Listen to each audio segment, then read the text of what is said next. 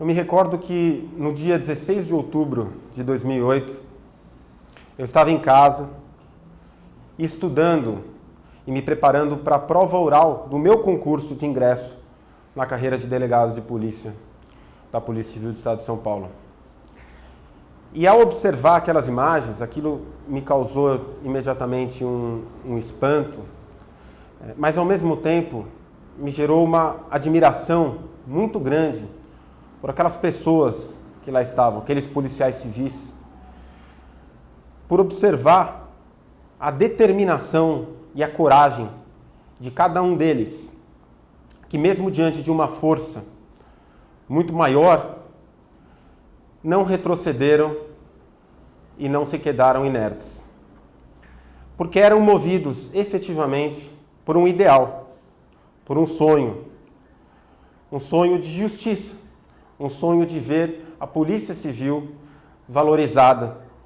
Mas é importante afirmar que aquele sentimento que nos movia permanece cada vez mais vivo e cada vez mais forte. E é o que nos move diariamente nessa luta de fortalecer a Polícia Civil do Estado de São Paulo e de poder provar à população paulista o que a Polícia Civil deve e pode fazer por ela. A Polícia Civil não se esquece e jamais se esquecerá daqueles que lutaram, daqueles que participaram da história. Porque em cada um de nós que aqui permanece lutando, há muito dos policiais e das policiais que participaram daquele movimento.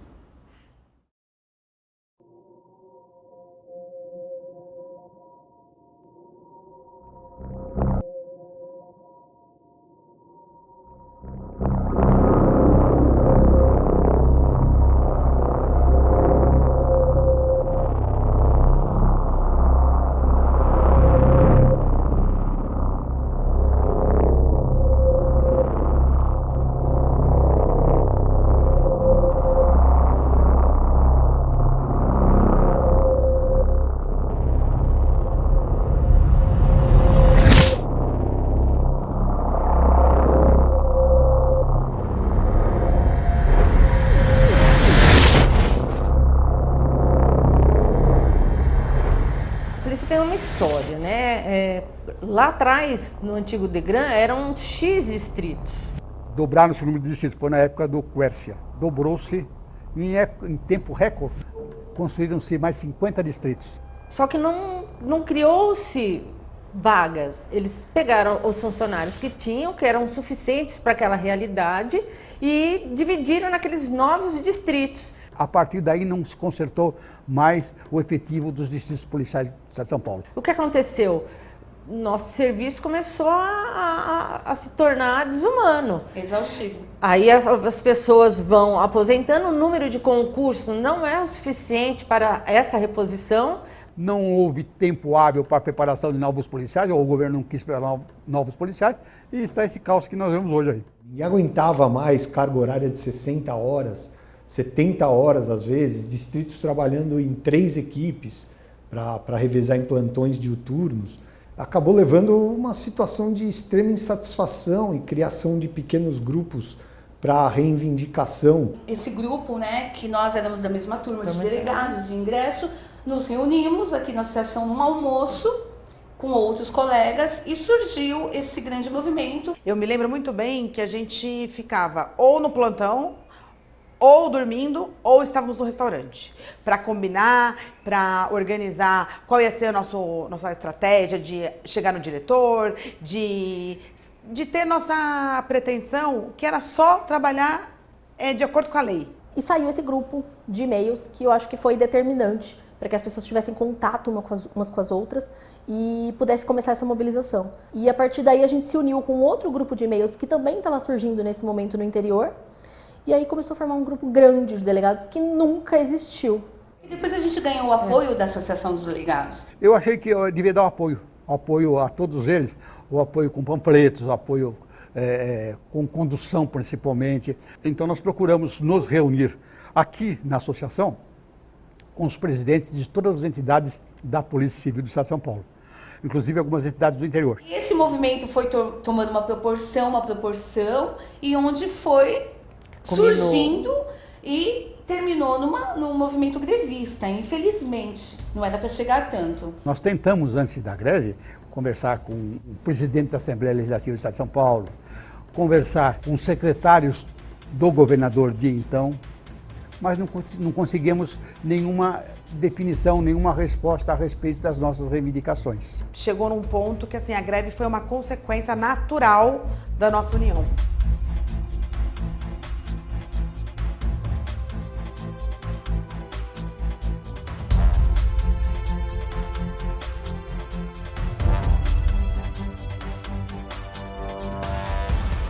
Aqui funcionava um comitê, era um comitê de greve. O pessoal que estava de folga no dia vinha para colaborar, ceder a mão de obra para mobilizar, fazer telefonema para os colegas, ligar para os distritos para saber se os colegas estavam sofrendo algum tipo de represália do titular.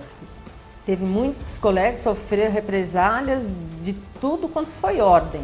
Eu lembro que no primeiro dia de greve, eu com alguns colegas fomos até a delegacia de Diadema, onde tinha uma colega, a doutora Bárbara, a quem eu prezo muito, sendo pressionada por um diretor, um seccional, a não aderir à greve, que até ameaçou ela de prisão. E o meu titular na época, o doutor Jorge, me apoiou, falava, a menina não está bem, olha ela está pálida. E nisso, o meu colega que estava lá fora tinha ligado para o Sérgio Roque, que era o presidente aqui da associação. Quando nós chegamos lá em 6 colegas para conversar com o seccional, ia ser uma conversa amiga, né? Ele fugiu. E eles entraram no carro e foram embora. E a cada passeata que nós íamos, a gente percebia que o movimento ia crescendo, ia crescendo. E a gente pensou que seria uma greve rápida, né? Dias. Ela se estendeu por mais de 3 meses. E as manifestações nós fazíamos para chamar a atenção para o governo, tentar entender que nós estávamos unidos. E no dia 16 de outubro, nós resolvemos fazer uma manifestação no Palácio do Governo. A intenção da Polícia Civil era só chegar no Palácio para poder gritar mais alto e o governador, de repente, de alguma das janelas ali, ele poder ver que a polícia estava na porta do Palácio pleiteando melhoria salarial e outras coisas também. Inclusive, eu me lembro que uma das orientações do comando de greve era que não deveria ir armado, não deveria usar distintivo e não deveria ir de viatura, porque era um movimento de trabalhadores insatisfeitos com as suas condições de trabalho. Fomos convocados pelo delegado-geral à época para acompanharem a manifestação que estava programada para o dia seguinte no Morumbi. Então foi bem tranquilo, foi como eram todas as outras, bem tranquilas na nossa cabeça. Quando nós estávamos chegando, como a Deise falou, próximo ao Palácio, a gente foi se assustando com o tipo de policiamento ostensivo que estávamos nos esperando. Tinha cavalaria, tinha tropa de choque, a gente falava, meu Deus, a gente já fez um monte de passeata, nenhuma tinha tudo isso. O que está acontecendo? E aí, inicialmente, a gente ficou ali em volta naquela praça que tem na frente do Morumbi. E transcorreu tudo bem, tinha carro de som, tinha bastante gente, chegando muita gente. Estavam calmos, todo mundo de boa fé. Nós fomos orientados, inclusive, a não levar armas longas em nossos equipamentos de praxe, porque o objetivo não era esse, o objetivo era apenas acompanhar os policiais civis que estavam lá. Quando a gente viu que a PM começou a criar barreiras ali naquele caminho da subida para o Palácio, uma parte do pessoal falou, não vamos subir, vamos ficar aqui. Aí outra parte falou, mas por que a gente não vai subir? A gente não está fazendo nada de errado, a gente não está fazendo nada de ilegal, é nosso direito, a gente só quer manifestar e a gente quer que o governador receba uma comissão nossa. Então, vamos subir sim.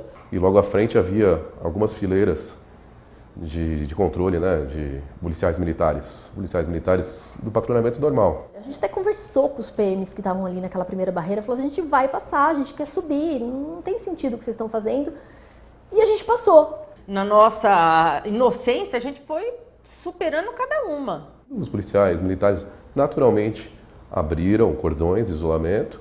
Aí, de repente, quando nós tentamos nos aproximar um pouquinho mais do Palácio, talvez transpor uma barreira de policiais, mais uma barreira de policiais, nós fomos surpreendidos com bombas de gás lacrimogêneo, com tiros de borracha.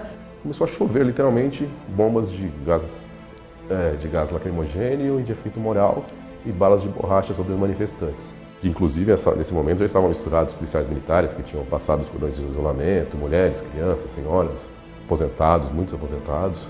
Eu perdi o meu sapato, que eu fui chutar uma das bombas de gás que caíram do meu lado, queimou o meu sapato. Pelo jeito que a coisa foi feita, parecia que a gente ia tomar de assalto o Palácio do Governo e nem sei. E nesse primeiro momento foi um caos, né? Gritaria, correria, a manifestação, obviamente, houve um refluxo, recuou um pouco. A gente saiu correndo, mas as pessoas ainda tinham esse sentimento de sair correndo juntos, de um proteger o outro, de ver cadê seus amigos, o que está acontecendo. E aí, nesse primeiro refluxo, aí houve a cavalaria do choque, avançou sobre os manifestantes para dissipar mesmo, para dispersar. Aí, nesse momento, os policiais mesmo do GOI e do Garra, que estavam lá, todos os GOI e Garra, praticamente sem coordenação nenhuma, no instinto mesmo, montaram as suas viaturas e fizeram uma barreira para impedir que os cavalos do choque avançassem sobre os manifestantes. Aí foi um corre-corre, uma correria, a gente começou a ver pessoas que foram atingidas por tiros de borracha. Eu lembro de um menino sangrando até hoje. Até então a gente não sabia que era munição não letal.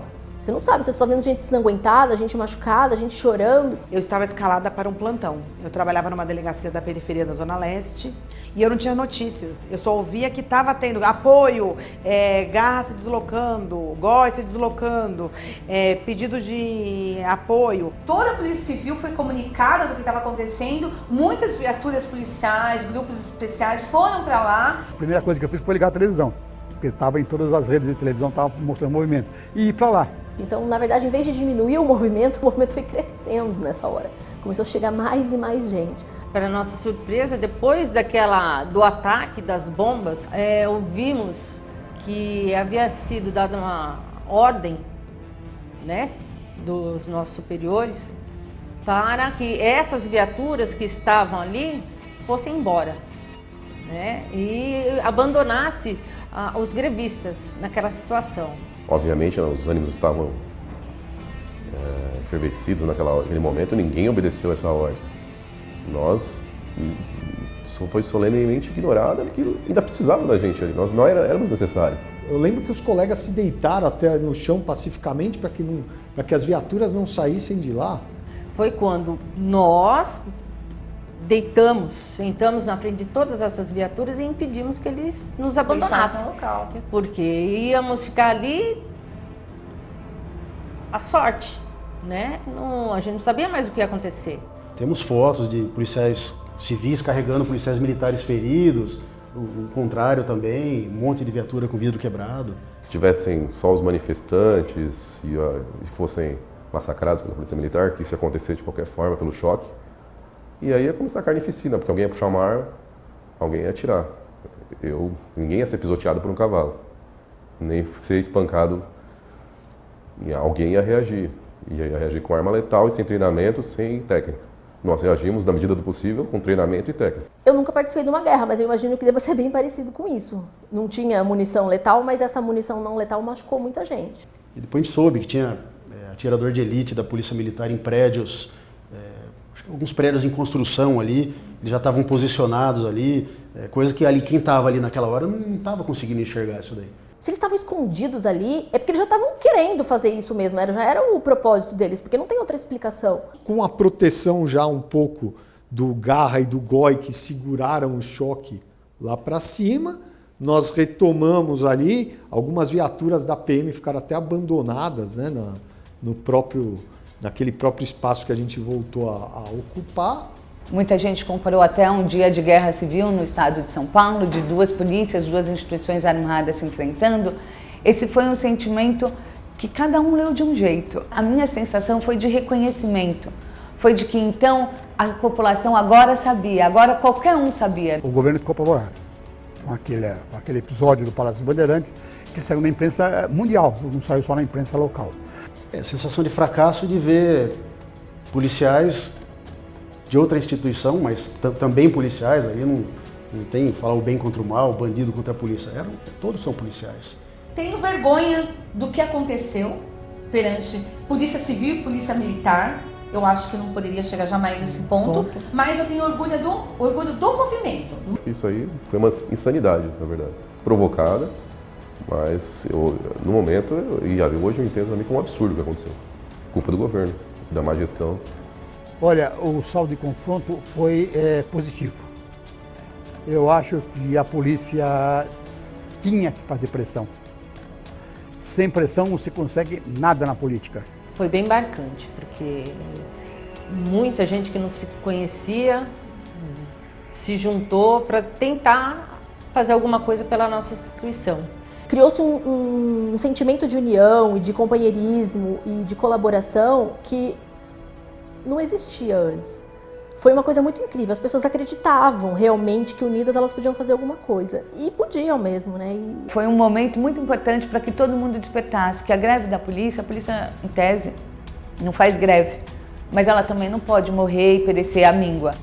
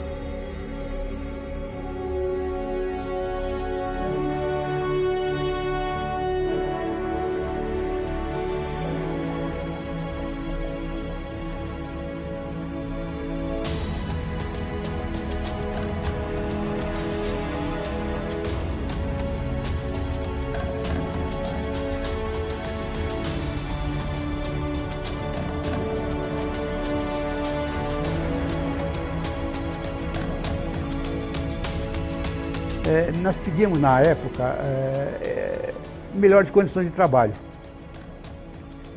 E já vendo o que estava acontecendo.